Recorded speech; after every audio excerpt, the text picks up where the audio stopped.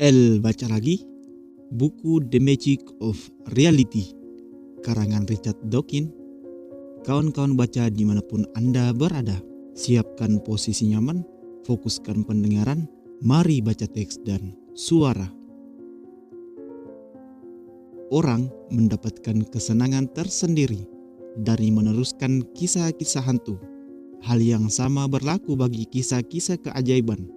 Bila rumor tentang keajaiban ditulis dalam kitab, rumor itu menjadi sulit dibuktikan kebenarannya. Apalagi kalau kitab itu sudah kuno. Bila sudah berusia cukup tua, suatu rumor mulai diganti sebutannya menjadi tradisi, dan orang-orang pun menjadi semakin mempercayainya. Ini agak aneh, karena mungkin kita pikir orang-orang akan menyadari bahwa rumor yang lebih tua telah melalui waktu yang cukup panjang untuk mengalami distorsi daripada rumor yang lebih baru, yang lebih dekat waktunya dengan peristiwa-peristiwa yang konon terjadi itu sendiri. Elvis Presley dan Michael Jackson meninggal belum terlalu lama, sehingga belum sempat ada tradisi mengenai mereka yang bertumbuh, sehingga tidak banyak orang yang percaya kisah-kisah seperti Elvis terlihat di Mars. Namun mungkin 2000 tahun lagi. Bagaimana dengan kisah-kisah aneh yang dituturkan orang-orang tentang memimpikan seseorang yang sudah bertahun-tahun tidak mereka temui atau pikirkan? Kemudian ketika bangun pagi, mereka mendapati ada surat dari orang itu di keset. Atau ketika bangun, mereka mendengar atau membaca bahwa orang itu meninggal malam sebelumnya.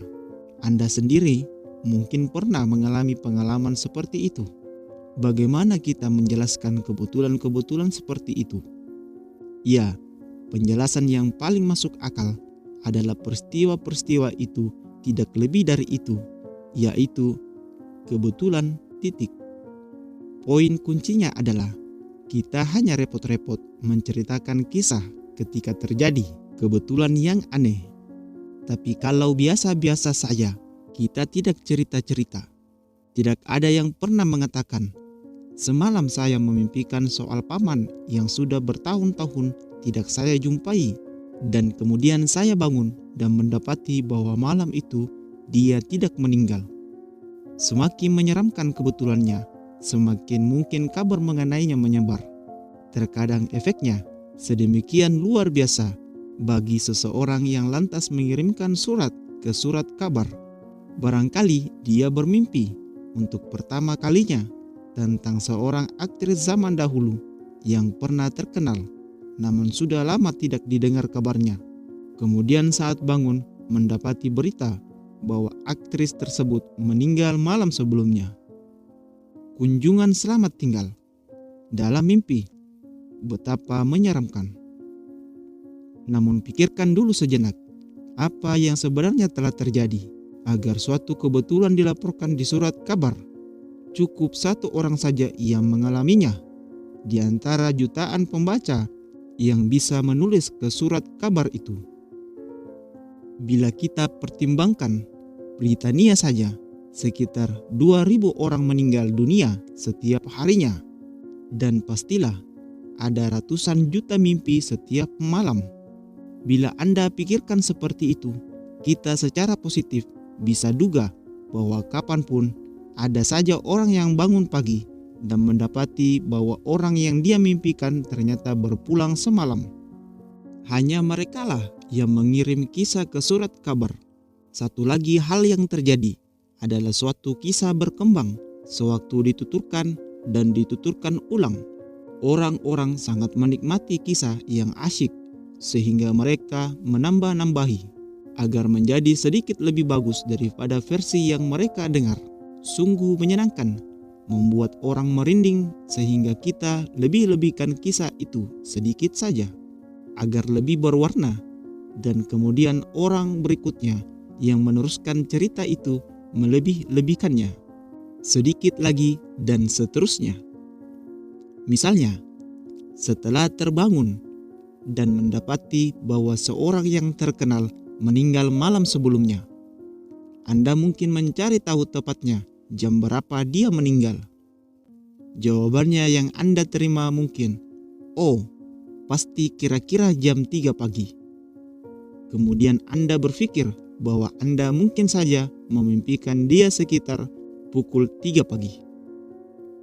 Dan sebelum Anda sadar, Anda di mana, kira-kira dan sekitar sudah terhapuskan dari kisah itu yang sudah diedarkan berkeliling sampai berubah menjadi, yaitu dia meninggal tepat pada pukul 3 pagi, dan itu tepat ketika cucu istri teman sepupu saya bermimpi tentang dia. Terkadang kita sebenarnya bisa menemukan dengan tepat penjelasan atas suatu kebetulan yang janggal.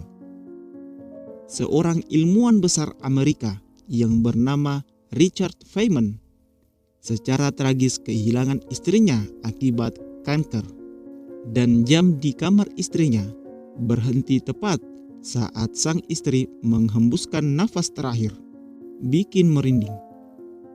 Namun Dr. Feynman disebut ilmuwan besar karena ada alasannya. Dia menemukan penjelasan yang sebenarnya. Jam itu tidak sempurna. Bila kita angkat dan miringkan, jam itu biasanya berhenti. Sewaktu Nyonya Feynman meninggal dunia, perawat perlu mencatat waktunya untuk memasukkan ke akte kematian resmi. Ruang tempat Nyonya Feynman dirawat agak gelap, maka sang perawat pun mengangkat jam itu dan memiringkannya ke arah jendela agar dapat membaca angkanya. Dan pada saat itulah jam itu berhenti. Bukan mujizat sama sekali, hanya mekanisme yang tidak sempurna. Bahkan kalaupun tidak ada penjelasan semacam itu, bahkan kalaupun pegas jam itu benar-benar melambat dan berhenti tepat pada saat Nyonya Feynman berpulang, kita tidak seharusnya terkejut sama sekali. Tidak diragukan lagi. Pada saat kapanpun, setiap siang ataupun malam, ada cukup banyak jam di Amerika yang berhenti. Dan cukup banyak orang yang meninggal dunia setiap hari. Mengulangi poin saya sebelumnya, kita tidak repot-repot menyebarkan berita bahwa jamku berhenti pukul 4.50 sore. Dan percaya tidak ada yang meninggal. Salah seorang tukang tipu yang saya sebutkan di bab mengenai sihir pernah berpura-pura dia bisa membuat arloji berjalan kembali melalui kekuatan pikiran. Dia biasanya mengajak pemirsa acara televisinya untuk pergi mengambil arloji tua rusak manapun di rumah mereka dan memegangnya di tangan mereka sementara dia mencoba membuat arloji itu berjalan kembali dari jauh dengan kekuatan pikiran. Nyaris seketika telepon di studio akan berdering dan satu suara yang terengah-engah di ujung lain akan mengumumkan dengan nada terkesima bahwa arlojinya mulai berjalan lagi. Sebagian penjelasannya mungkin serupa dengan penjelasan kasus Nyonya Feynman. Barangkali hal itu tidak berlaku untuk kebanyakan arloji digital modern. Namun untuk arloji-arloji lama yang masih menggunakan pegas, semata mengangkat arloji yang berhenti terkadang bisa membuat arloji itu berjalan lagi. Sebab gerakan yang mendadak itu mengaktifkan roda keseimbangan pegas arloji. Hal ini dapat terjadi dengan lebih mudah bila arloji itu dihangatkan. Dan panas dari tangan seseorang bisa jadi cukup untuk itu.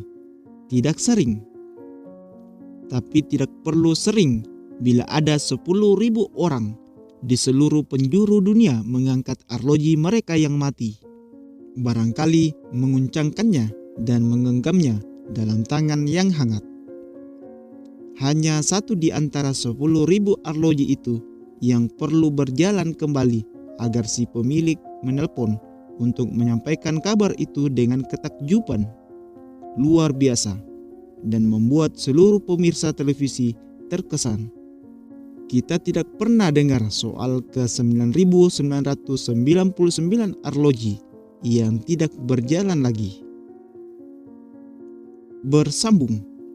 ke subbab cara yang bagus untuk memikirkan keajaiban. Sekian, sampai berjumpa di minggu berikutnya. Semoga bermanfaat.